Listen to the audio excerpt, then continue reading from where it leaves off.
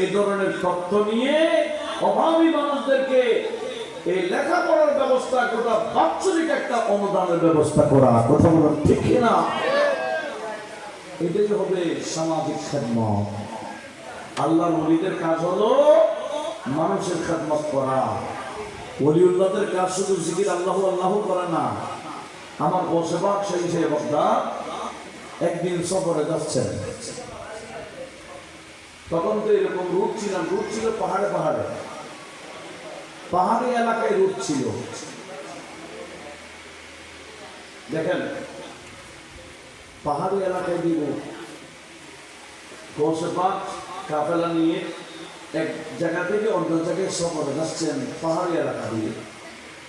হঠাৎ এক জায়গার মধ্যে ঘোষেবাকের নজর নিচের দিকে পড়লো।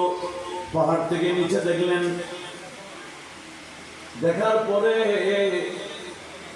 হঠাৎ করে দেখা যায় আমার ঘোষেবাক সেই বক্তাক লক্ষ্য করলেন এই পাহাড়ের নিচে ছোট ছোট ঘর, ভাঙ্গা ভাঙ্গা ঘর, পুরা ঘর, ঝোড়া ঘর, ভাঙ্গা ঘর দেখা যায়।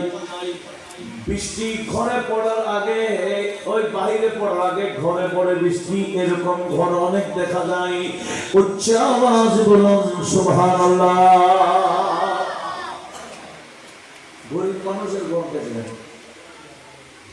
বসবাস যারা খাবেন ইসলাম আছেন, ইনাদেরকে বললেন এই আমার জন্য এখানে কাবু গাড়ো। কি জন্য এটা ওনার মনে মনে যাচ্ছে, বলে এটা তো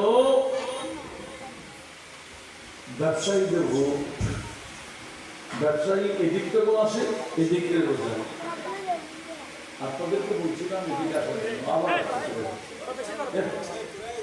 বেশি নয়, ডাক্তারের তুলতে যাচ্ছে।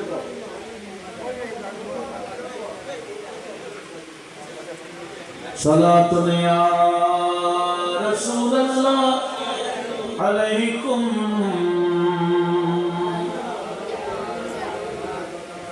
इस उम्मत की खातिर शब रोज रोना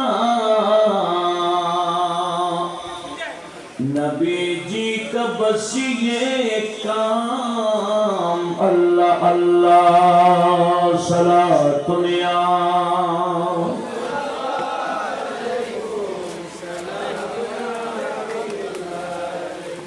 বসবাক সেই বক্তা বললেন তাবু গাড়ো, আমি কিছুদিন এখানে রেস্ট নিব। তাবু গাড়লেন, সুন্দর করে তাবুর মধ্যে